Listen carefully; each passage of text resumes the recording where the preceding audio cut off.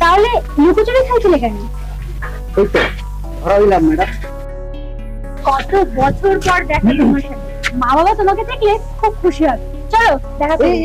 এই অবস্থায় এই রিস্কা দেখলে তোমার বাবাকে আবার হসপিটালে নিয়ে যেতে হবে। এবারে সত্য দেশে জামাই সেজে তোমাকে তুলে নিয়ে যাবো, বুঝলে তো কি?